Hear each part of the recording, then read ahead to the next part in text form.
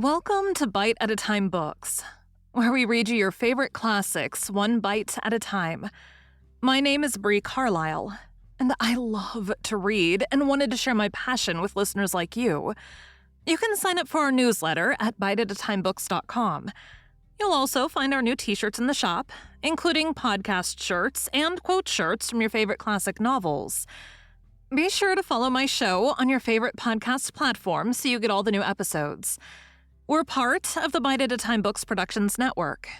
If you'd also like to hear what inspired your favorite classic author to write their novels, and what was going on in the world at the time, check out the Bite at a Time Books Behind the Story podcast, wherever you listen to podcasts. Today we'll be continuing Les Miserables by Victor Hugo. Book 15th, The Rue de l'Homme Arme. Chapter 1. A drinker is a babbler. What are the convulsions of a city in comparison with the insurrections of the soul?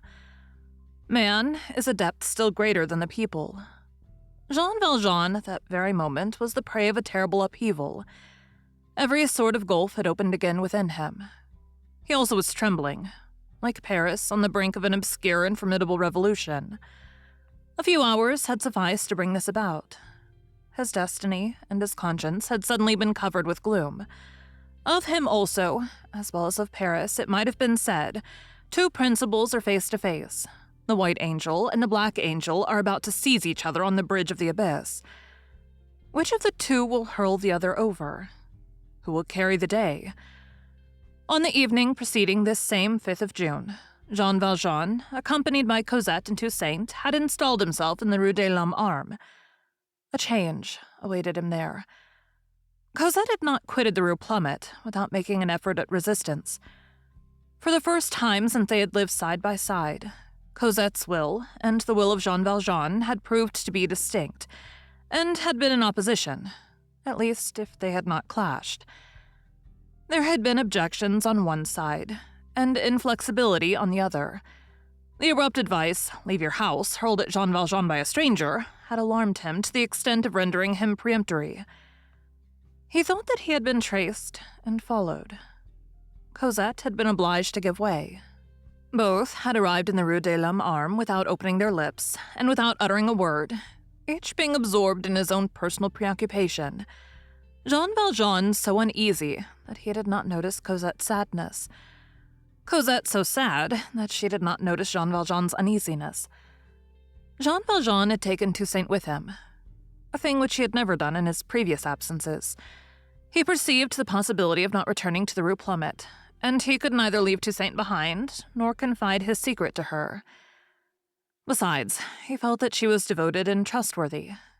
Treachery between master and servant begins in curiosity. Now Toussaint, as though she had been destined to be Jean Valjean's servant, was not curious. She stammered in her peasant dialect of Barneville. "I am made so, I do my work, the rest is no affair of mine." In his departure from the Rue Plumet, which had been almost a flight, Jean Valjean had carried away nothing but the little embalmed valise, baptized by Cosette the Inseparable.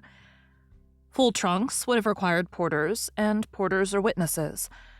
A fiacre had been summoned to the door on the Rue des Babylons, and they had taken their departure.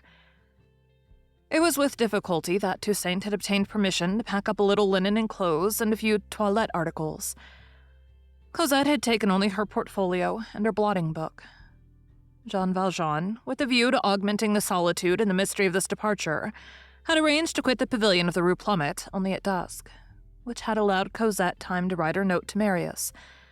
They had arrived in the Rue de l'Homme Arme after night had fully fallen. They had gone to bed in silence.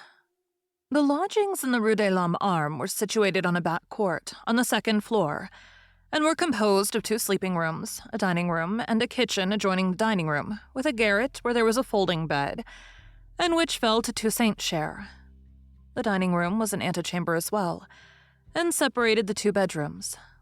The apartment was provided with all necessary utensils. People reacquire confidence as foolishly as they lose it. Human nature is so constituted. Hardly had Jean Valjean reached the Rue de l'Homme Arme when his anxiety was lightened and by degrees dissipated. There are soothing spots, which act in some sort mechanically on the mind. An obscure street, peaceable inhabitants. Jean Valjean experienced an indescribable contagion of tranquility in that alley of ancient Paris, which is so narrow that it is barred against carriages by a transverse beam placed on 2 posts, which is deaf and dumb in the midst of the clamorous city, dimly lighted at midday, and is, so to speak, incapable of emotions between 2 rows of lofty houses centuries old, which hold their peace like ancients as they are. There was a touch of stagnant oblivion in that street. Jean Valjean drew his breath once more there. How could he be found there? His first care was to place the inseparable beside him. He slept well. Night brings wisdom. We may add, night soothes. On the following morning, he awoke in a mood that was almost gay. He thought the dining room charming, though it was hideous, furnished with an old round table, a long sideboard surmounted by a slanting mirror, a dilapidated armchair, and several plain chairs which were encumbered with Toussaint's packages. In one of these packages, Jean Valjean's uniform of a National Guard was visible through a rent. As for Cosette, she had had Toussaint take some broth to her room and did not make her appearance until evening. About 5 o'clock, Toussaint, who was going and coming and busying herself with the tiny establishment, set on the table a cold chicken, which Cosette, out of deference to her father, consented to glance at. That done, Cosette, under the pretext of an obstinate sick headache, had bade Jean Valjean good night, and had shut herself up in her chamber. Jean Valjean had eaten a wing of the chicken with a good appetite, and with his elbows on the table, having gradually recovered his serenity, had regained possession of his sense of security. While he was discussing this modest dinner, he had, twice or thrice, noticed in a confused way Toussaint's stammering words as she said to him, "Monsieur, there's something going on. They are fighting in Paris." But absorbed in a throng of inward calculations, he had paid no heed to it. To tell the truth, he had not heard her. He rose and began to pace from the door to the window, and from the window to the door, growing ever more serene. With this calm, Cosette, his sole anxiety recurred to his thoughts. Not that he was troubled by this headache. A little nervous crisis, a young girl's fit of sulks, the cloud of a moment. There would be nothing left of it in a day or two. But he meditated on the future, and as was his habit, he thought of it with pleasure. After all, he saw no obstacle to their happy life resuming its course. At certain hours, everything seems impossible.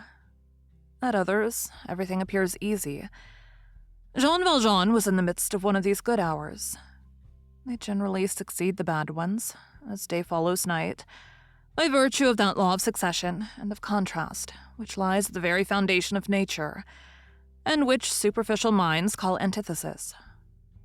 In this peaceful street where he had taken refuge, Jean Valjean got rid of all that had been troubling him for some time past.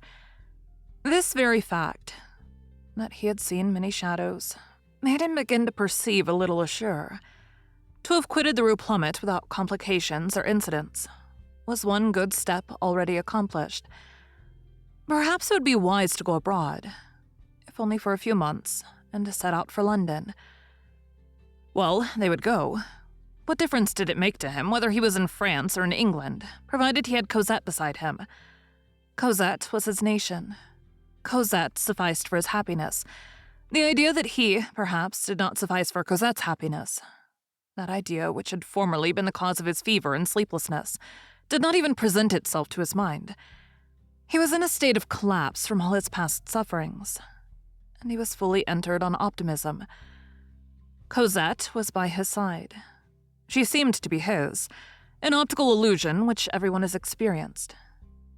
He arranged in his own mind, with all sorts of felicitous devices, his departure for England with Cosette, and he beheld his felicity reconstituted wherever he pleased, in this perspective of his reverie. As he paced to and fro with long strides, his glance suddenly encountered something strange.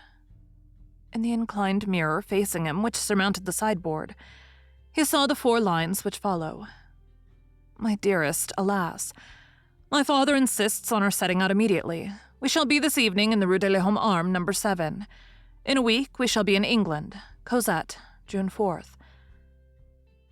Jean Valjean halted, perfectly haggard.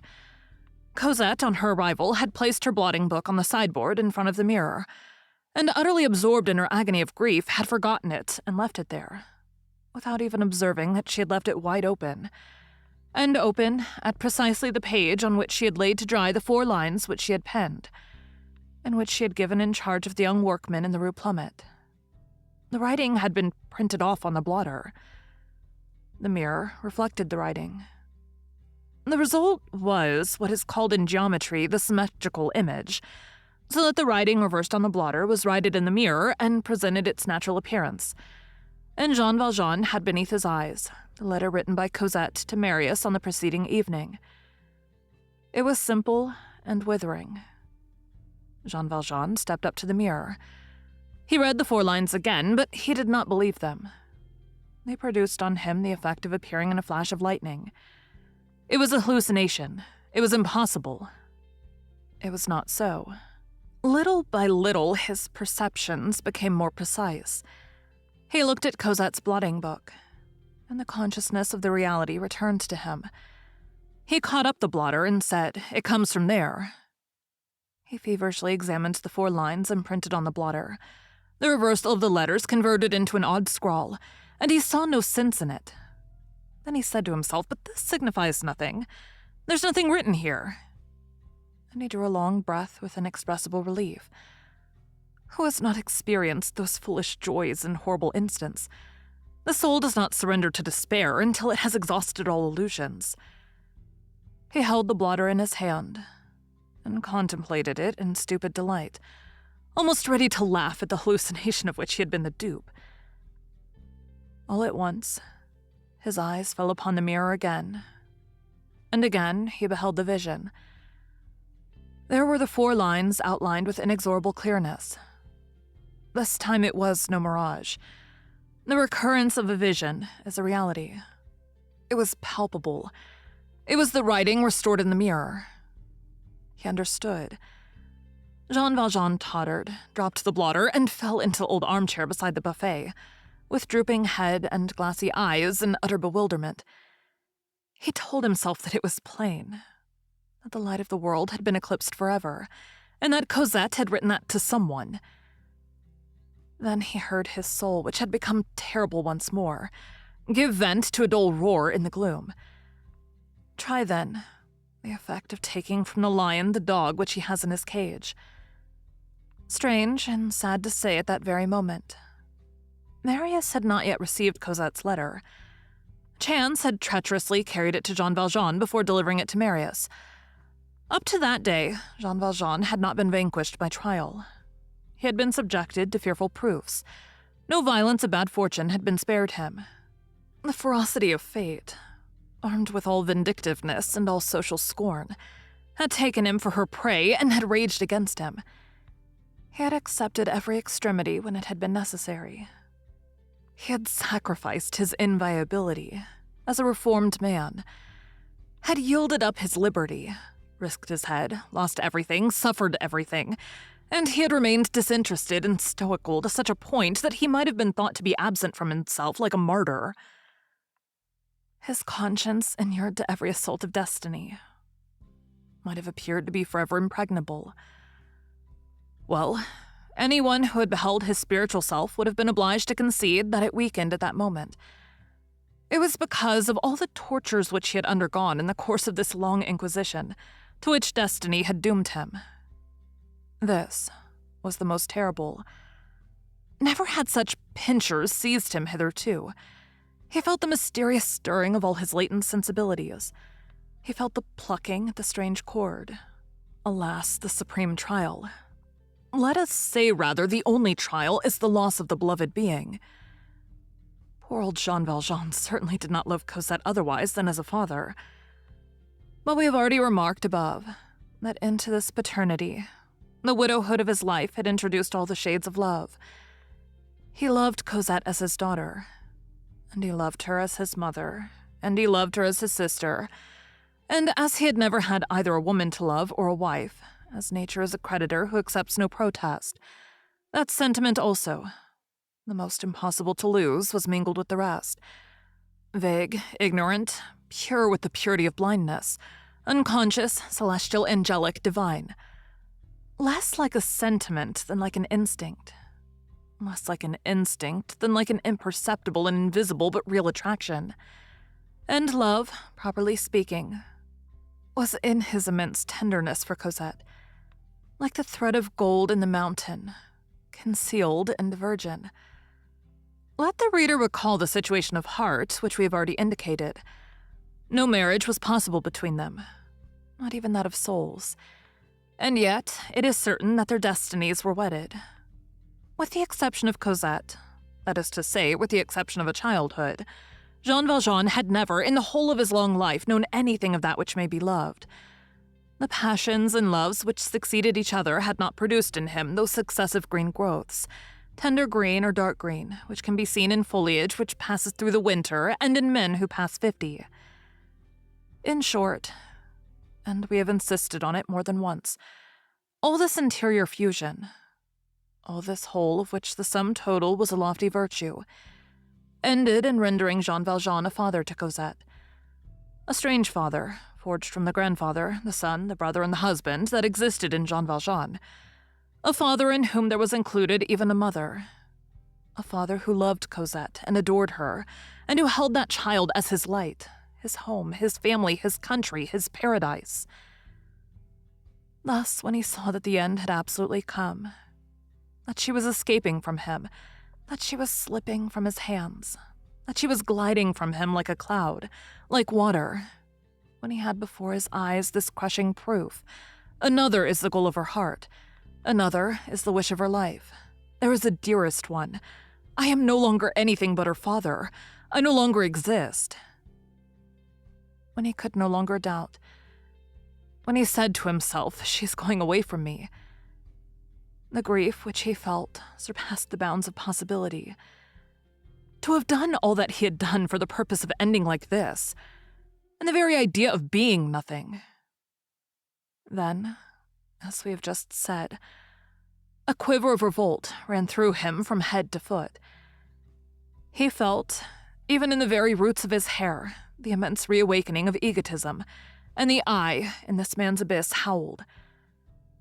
There is such a thing as the sudden giving way of the inward subsoil. A despairing certainty does not make its way into a man, without thrusting aside and breaking certain profound elements, which in some cases are the very man himself.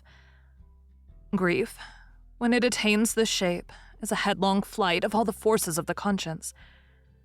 These are fatal crises. Few among us emerge from them still like ourselves, and firm in duty. When the limit of endurance is overstepped, the most imperturbable virtue is disconcerted. Jean Valjean took the blotter again, and convinced himself afresh. He remained bowed, and as though petrified, and with staring eyes over those 4 unobjectionable lines. And there arose within him such a cloud that one might have thought that everything in this soul was crumbling away. He examined this revelation, athwart the exaggerations of reverie, with an apparent and terrifying calmness, for it is a fearful thing when a man's calmness reaches the coldness of the statue. He measured the terrible step which his destiny had taken without his having suspicion of the fact. He recalled his fears of the preceding summer, so foolishly dissipated. He recognized the precipice. It was still the same. Only Jean Valjean was no longer on the brink. He was at the bottom of it. The unprecedented and heartrending thing about it was that he had fallen without perceiving it. All the light of his life had departed, while he still fancied that he beheld the sun. His instinct did not hesitate. He put together certain circumstances, certain dates, certain blushes, and certain pallors on Cosette's part, and he said to himself, "It is he." The divination of despair is a sort of mysterious bow which never misses its aim. He struck Marius with his first conjecture. He did not know the name, but he found the man instantly. He distinctly perceived in the background of the implacable conjuration of his memories the unknown prowler of the Luxembourg, that wretched seeker of love adventures, that idler of romance, that idiot, that coward, for it is cowardly to come and make eyes at young girls who have beside them a father who loves them. After he had thoroughly verified the fact that this young man was at the bottom of this situation, and that everything proceeded from that quarter, he, Jean Valjean, the regenerated man, the man who had so labored over his soul, the man who had made so many efforts to resolve all life, all misery, and all unhappiness into love, looked into his own breast, and there beheld a specter. Hate. Great griefs contain something of dejection. They discourage one with existence. The man into whom they enter feels something within withdraw from him. In his youth, their visits are lugubrious. Later on, they are sinister. Alas, if despair is a fearful thing when the blood is hot, when the hair is black, when the head is erect on the body like the flame on a torch, when the roll of destiny still retains its full thickness, when the heart, full of desirable love, still possesses beats which can be returned to it, when one has time for redress, when all women and all smiles and all the future and all the horizon are before one, when the force of life is complete. What is it in old age, when the years hasten on, growing even paler, to that twilight hour when one begins to behold the stars of the tomb? While he was meditating, Toussaint entered. Jean Valjean rose and asked her, "In what quarter is it, do you know?" Toussaint was struck dumb and could only answer him, "What is it, sir?" Jean Valjean began again. "Did you not tell me that just now, that there is fighting going on?" "Ah, yes, sir," replied Toussaint. "It is in the direction of St. Mary." There is a mechanical movement which comes to us unconsciously, from the most profound depths of our thought. It was no doubt under the impulse of a movement of this sort, and of which he was hardly conscious, that Jean Valjean, 5 minutes later, found himself in the street. Bareheaded, he sat upon the stone post at the door of his house. He seemed to be listening. Night had come. Thank you for joining Bite at a Time Books today, while we read a bite of one of your favorite classics. Again, my name is Bree Carlile, and I hope you come back tomorrow for the next bite of Les Miserables. Don't forget, you can sign up for our newsletter at biteatatimebooks.com. And while you're there, check out our t-shirt shop. You can look in the show notes or on our website, biteatatimebooks.com, for the rest of the links for our show. We'd love to hear from you on social media. You can find us everywhere at Bite at a Time Books.